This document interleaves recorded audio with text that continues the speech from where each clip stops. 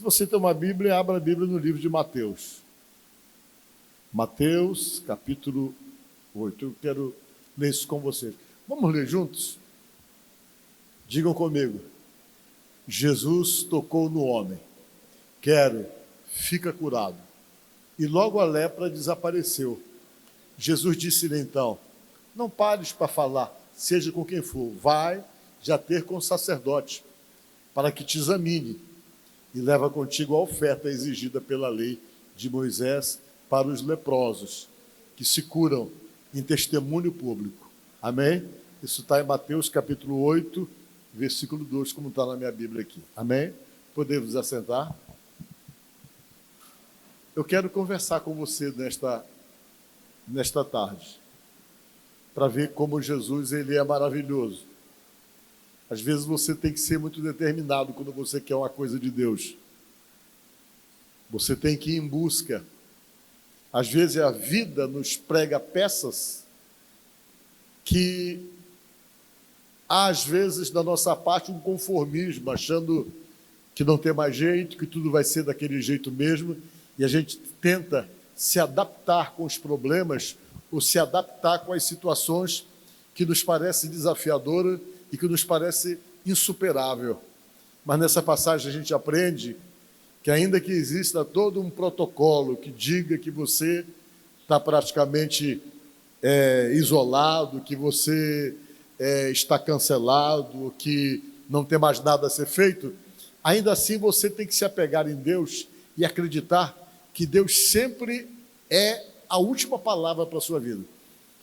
Você tem que acreditar nisso. Ainda que alguém chegue e diga tudo para você que possa ser negativo, ainda que os protocolos falem para você que não tem mais nada que possa ser feito, que é uma situação perdida, ainda assim você tem que esperar Deus dar a última palavra.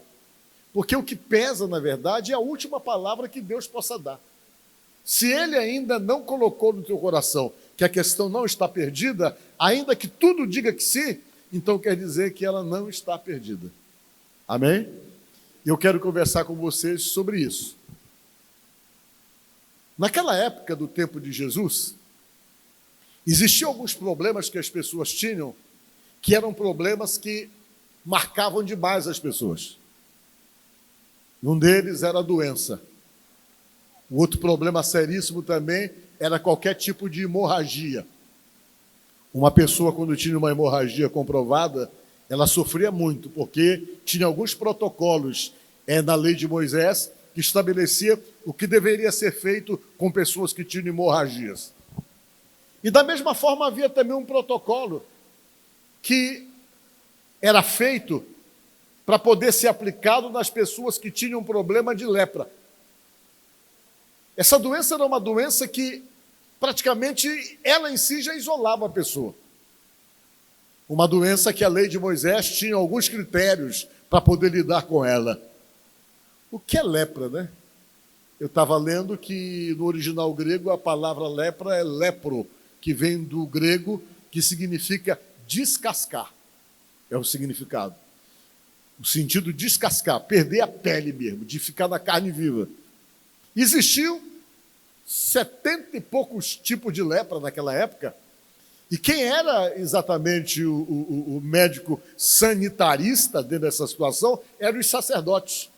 Eles que tinham a função de poder examinar uma pessoa e dizer se a pessoa estava curada ou não. Porque existiu também no protocolo uma regra, que foi essa regra que Jesus falou, procura lá o sacerdote, Jesus falou, para fazer a oferta do sacrifício. Mas talvez o que mais doía na doença, além da doença em si, era exatamente o cancelamento. É quando você, de repente, por conta de uma doença, você é isolado. É isolado totalmente e começa a sofrer as consequências de algo que você não quis para você, mas que, de repente, de alguma forma, a vida impôs essa situação que pode acontecer com qualquer um de nós.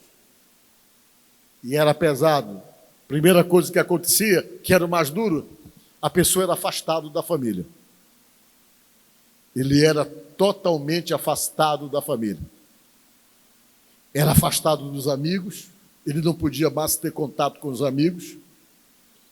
E essa pessoa ela era obrigada a ir para a cidade dos leprosos, onde ela ia conviver somente com as pessoas que tinham ou que eram portadoras de hanseníase, esse tipo de doença. A vida da pessoa acabava porque ele não podia ter contato, porque a lei dura dizia que tal pessoa que era portador desse tipo de doença, ele era considerado impuro para qualquer prática, ele não podia conviver no meio de pessoas normais, de pessoas saudáveis.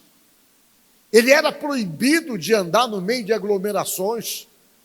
Se ele se aproximasse de qualquer meio onde aglomeravam pessoas, era comum os judeus pegarem pedra para jogar na pessoa, para tentar afastá-lo, porque todo mundo tinha medo de ser contaminado com esse tipo de doença. E a vida, então, da pessoa tornava-se uma vida muito difícil. O isolamento. Às vezes, as pessoas se isolam por escolha. Tem gente que se isola da família, tem gente que se isola de convívio, tem gente que se isola dos amigos, mas isso é uma opção.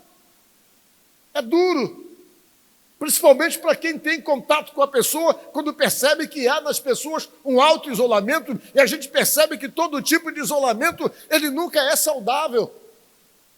Ele sempre cria uma preocupação, porque é algo que é desconfortável para com quem se convive, e eu acho que quando uma pessoa chega a querer a se isolar de tudo, muitas vezes se isolar da família, se isolar dos amigos, por opção mesmo, claro que há alguma coisa de errado emocionalmente falando, que algo não está saudável na alma da pessoa. E esse homem que está falando a palavra de Deus, ele, no entanto, foi isolado por conta do seu sofrimento. Não podia, ele era proibido. Existia um protocolo que não dava a ele a permissão de entrar em contato com a sua família. E ele ficou simplesmente marcado pela doença que o isolava. Só que ele não era de desistir fácil, diga glória a Deus. Ele não se entregou. Ele com certeza não aceitava aquilo na vida dele. Ele não deveria aceitar, ele não, com certeza não aceitava o fato de estar doente e de existir toda uma regra sobre ele que o limitava, que lhe não permitia convívio, tudo aquilo que era desconfortável demais para ele. Ele já estava doente fisicamente, mas com certeza estava com a alma doente também. Imagine você ser afastado da sua família, você não poder ter contato com a sua família. Com certeza ele estava totalmente fragilizado na alma, no seu espírito, e talvez tudo aquilo só agravava mais a situação. Mas ele queria sair daquilo ali. Alguém com certeza falou para ele que, ainda que fosse uma situação que os judeus sabiam que era irreversível, uma doença que não havia cura, alguém deve ter falado para ele que existia um homem que tinha muito poder nas mãos e que costumava curar as pessoas. Com certeza ele foi informado disso. E ele tomou conhecimento que esse homem estava fazendo um culto, fazendo um sermão, que foi chamado depois de Sermão da Montanha. Jesus estava lá, nessa reunião, em cima de uma montanha, a montanha das bem-aventuranças, que dizem que é uma montanha que tem mais de 150 metros. Ele estava lá, ele gostava de pregar nesse lugar. Uma das razões pelas quais que ele gostava de pregar nessa montanha é porque ele reunia as pessoas, ficava num plano mais alto, lá tem um eco, e ele conseguia falar melhor com tanta gente. Dizem que nessa reunião que ele fez do Sermão da Montanha, tinha 15 mil pessoas lá. E ele então resolveu dar os seus ensinamentos, e os seus ensinamentos visava normatizar o cristianismo na terra. Foi como que uma reunião de normatização, criar norma para aqueles que estavam praticamente assumindo um compromisso de segui-lo. E ele estava pregando lá, e esse homem tomou conhecimento, e o que ele fez?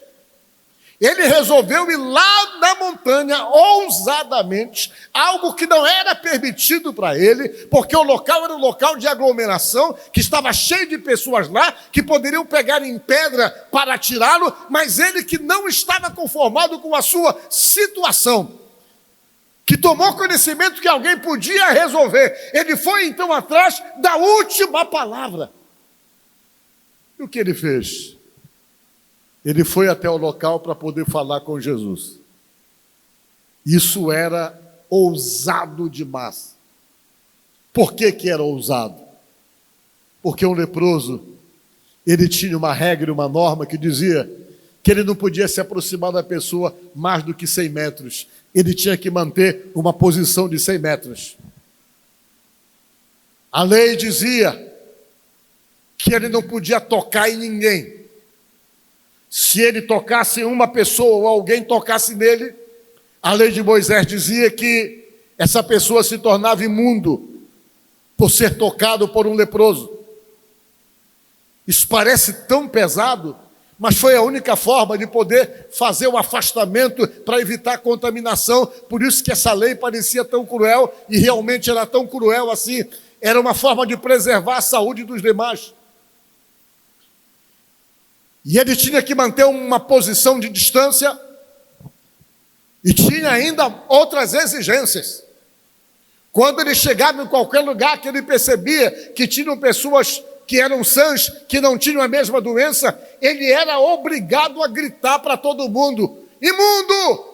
Imundo! Ele falava assim: imundo! E as pessoas sabiam e se afastavam, porque sabiam que estava ali uma pessoa doente que era considerado imundo segundo a lei de Moisés. Era muita humilhação. Manter distância, cumprir os protocolos da lei, da exigência, que estabelecia normas para a pessoa, ficar 100 metros distante, não poder tocar em ninguém, vestir uma roupa específica para que ele fosse identificado de longe como leproso, e acima de tudo, não ter contato com ninguém, a não ser com as pessoas que fossem portadoras da mesma doença que ele. Mas esse homem, ele foi ousado. Ele pensou: eu vou lá na reunião. Eu vou lá na reunião, eu vou pedir ajuda para aquela pessoa que todo mundo diz que tem poder para resolver o problema dos outros. Eu vou pedir para ele. Todo mundo fala que ele cura, que ele liberta pessoas, eu vou procurá-lo. E esse homem foi para lá. Foi para a montanha, mas ele sabiamente, ele não subiu a montanha. Ele sabia que se subisse, ele corria risco, ou de ser apedrejado, ou de ser empurrado lá de cima. Ele resolveu esperar Jesus no pé da montanha. Ele ficou ali parado, mantendo uma distância considerável, e ficou esperando a reunião acabar. Até que a reunião acabou. Quando a reunião acabou, todo mundo começou a descer o monte, ele manteve a distância padrão de 100 metros das pessoas que iam descendo, e ele ficou distante, e todo mundo foi descendo, era muita gente, e ele lá ficou esperando para ver a hora que Jesus ia descer. Com certeza Jesus desceu por último, que deveria estar num plano mais alto. E quando ele viu, Jesus vem descendo a montanha. Já depois que todo mundo passou, Jesus vem descendo. Quando ele viu Jesus, ele correu atrás de Jesus, manteve uma distância que ele sabia que tinha que manter e gritou para Jesus assim: Senhor, Senhor, se tu quiseres, tu bem podes limpar-me. Ele falou para Jesus: se o Senhor quiser, o Senhor pode me curar. Sabe o que Jesus fez? Jesus quebrou o protocolo, foi se aproximando dele, era para manter distância, mas Jesus foi se aproximando, e quando chegou bem pertinho dele, a Bíblia diz que Jesus fez uma coisa que eu acho emocionante, sabe por quê? Porque demonstra alguém que não tinha preconceito com nada, alguém que não estava nem um pouco cancelando, ou resistindo a alguém, ou isolando alguém. Jesus não tinha dessas coisas. A lei dizia um monte de coisas, os protocolos eram pesados, mas ele não quis saber. Ele quebra protocolo. Quando se trata de alcançar você, de ajudar você, de abençoar você, ele quebra os protocolos. Você pode ser a pessoa mais distante, mais afastada, mais revoltada, mais resistente, para ele não importa, porque você para ele é mais importante do que qualquer regra, do que qualquer lei, do que qualquer protocolo, porque Jesus Cristo, ele é movido pelo amor e pela compaixão. Às vezes as pessoas não entendem isso. Geralmente, quando as pessoas falam em Deus, a definição que para sobre Deus na cabeça das pessoas é uma definição muito diferente daquilo que Deus é.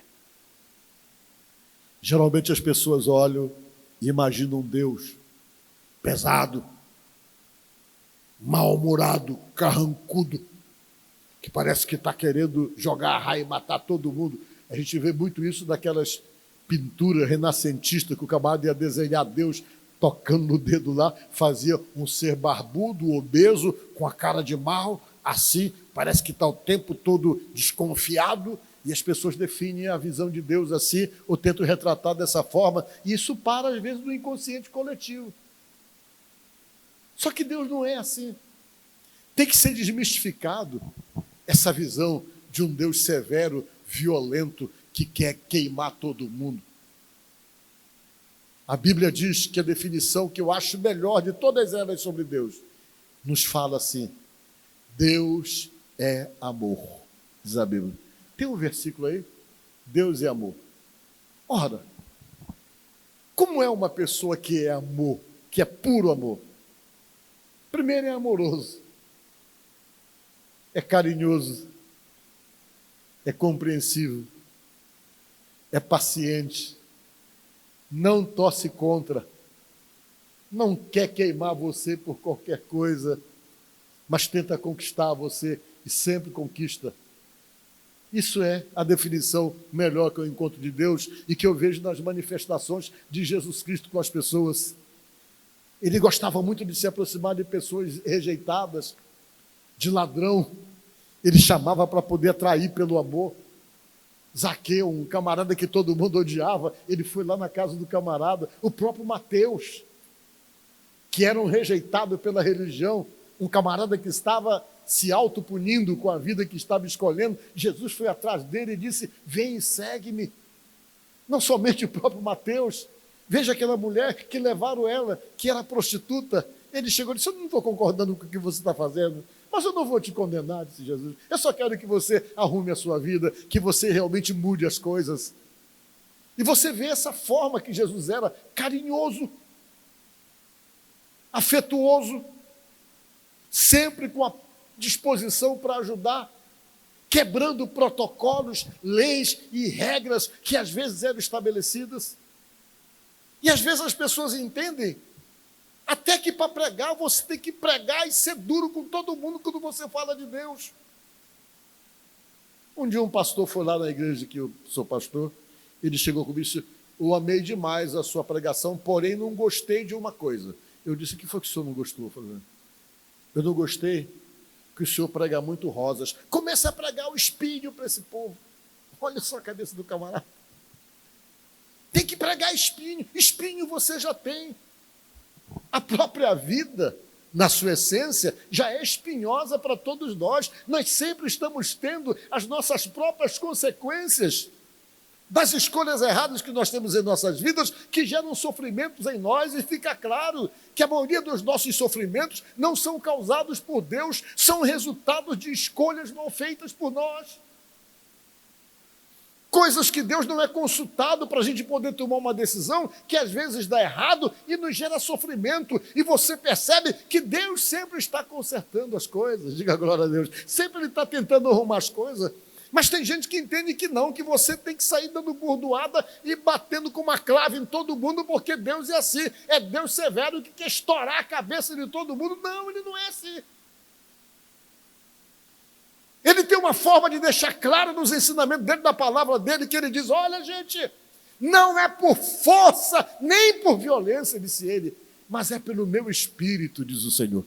Quando ele fala isso, ele tenta dizer para nós que as coisas não são feitas na marra, na pressão, ou jogando alguém contra a parede, mas ele diz que é pelo Espírito dele. Por quê? Porque ele sabe que o Espírito dele tem a capacidade de entrar na minha alma, na tua alma, no teu interior, revolucionar a sua forma de ver as coisas e mudar totalmente a sua cabeça e dar para você uma consciência total daquilo que ele quer, daquilo que é certo, sem precisar estourar você ou bater em você para que você entenda isso.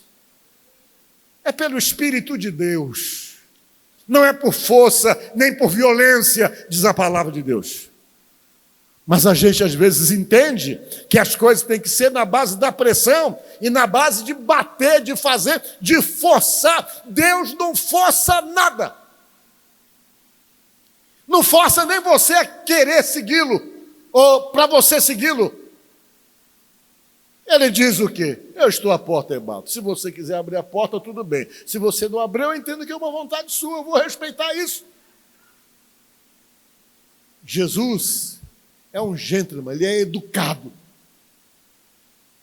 Quem é mal educado e que não presta é o diabo, que invade a vida das pessoas, as pessoas querendo ou não, e que gera um verdadeiro estrago na vida das pessoas, quando as pessoas tentam resisti-lo. Mas Jesus não.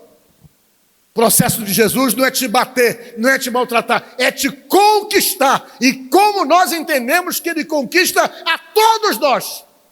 Pelo seu amor, pela sua misericórdia, pela sua graça, pela forma como ele olha às vezes os nossos problemas e consegue nos entender no mais profundo da nossa realidade e sabe como cuidar da gente.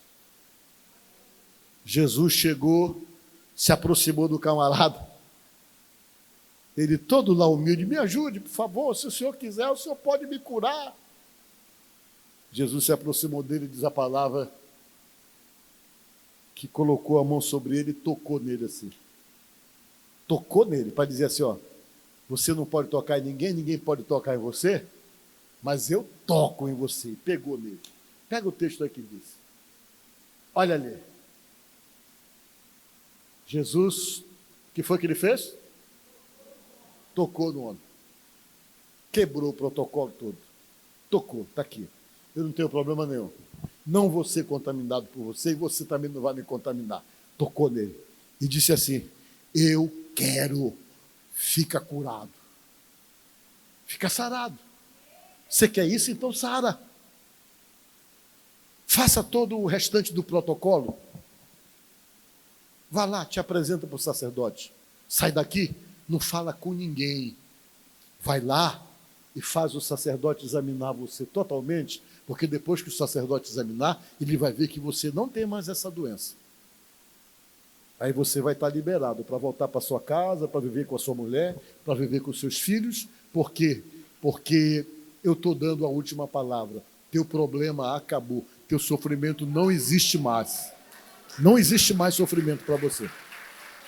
Olha... O homem saiu dali e foi fazer o que mandava o protocolo. Olha, o protocolo era demorado. Eu acho que tem Levítico capítulo 14, versículo 1. Eu acho que é Levítico capítulo 14. Olha como era o protocolo. Depois da cura, Jesus queria que ele fosse apresentar para ele receber um alvará de soltura, que ele estava livre. Porque senão nem a família ia aceitar ele. Se ele chegasse em casa sem a comprovação de que ele já estava curado, a família ia jogar pedra nele e ia escorrer dele. Mas ele tinha que ter uma para provar que ele estava curado. Olha o que dizia a lei. Levítico, disse o Senhor a Moisés: esta será a lei do leproso no dia da sua purificação. Será levado ao sacerdote. Este sairá fora do arraial e examinará. Se a praga da lepra do leproso está curada, então o sacerdote ordenará que se tomem para aquele que se houver de purificar 2 aves vivas e limpas, e um pau de cedro, e um estofo carmesim, um pano vermelho, e isopo, que era uma plantazinha. Mandará também o sacerdote que se molhe uma ave, que mate uma ave, que degole uma ave, num vaso de barro sobre as águas correntes. Tomará a ave viva e o pau de cedro, e o estofo carmesim, e o isopo, e os molhará no sangue da ave que foi molado sobre as águas correntes. E sobre aquele que há de purificar-se da lepra, ele vai jogar aquela água no sujeito, vai aspergir sobre ele 7 vezes. Então o declarará limpo e soltará a ave viva para o campo aberto. Diga glória a Deus. Aí fazia todo aquele coisa que fazia parte do protocolo, aí dava uma autorização de dizer, agora você pode andar no meio de todo mundo que não tem problema mais nenhum, você não está mais doente, porque foi comprovado que as marcas da doença saíram do seu corpo. E esse homem foi lá com certeza e passou a viver a vida que todo mundo dizia que nunca mais ele ia viver, por conta de estar com uma doença irreversível já para a medicina daquela época. Meus irmãos, o que é que eu quero terminar dizendo para você? Eu não sei qual é o teu problema, eu não sei o que é que te isola, eu não sei o que é que tem feito você se isolar, eu não sei o que é que tem dado dor em você, eu não sei o que é que parece irreversível, eu não sei o que é que parece para você algo sem saída, eu não sei qual é o problema que você possa ter, que de repente você se conformou achando que é algo que não tem mais solução, que não tem saída. Eu só sei de uma coisa, Jesus ainda não deu a última palavra, você está me entendendo? Então, seja lá qual for o problema que você esteja vivendo, que você está passando, fala com Jesus. Às vezes a gente não vai conversar. Se aquele homem não tivesse a determinação de sair lá do arraial dos leprosos para descobrir onde Jesus estava, para se encontrar com Jesus, para falar do problema dele e para pedir ajuda, ele não tinha passado por aquela experiência de cura. E às vezes a gente precisa falar com Jesus. Talvez você, mas será que Jesus quer me abençoar? Pelo que ele falou para aquele homem, fica claro que ele quer sim. O que você falar, ele vai dizer, eu quero, te livra disso. E ele tem esse poder de dar as saídas e as soluções que você não tem. Tem um monte de coisas que você não pode resolver na sua vida. Tem um monte de situações da sua vida que fogem do controle e que de repente alguém está dizendo para você que é um caso perdido, que não tem jeito, que é melhor você desistir. Não desista. Se Deus ainda não deu a última palavra, significa que é possível sim, porque a Bíblia nos diz que o nosso Deus é um Deus de milagres. Amém? Então, seja lá qual for os seus problemas, a situação que para você é irreversível na sua avaliação, seja lá qual for a situação de dificuldade extrema, fala com Jesus. E Ele tem poder para abençoar a sua vida. Amém? Graças a Deus.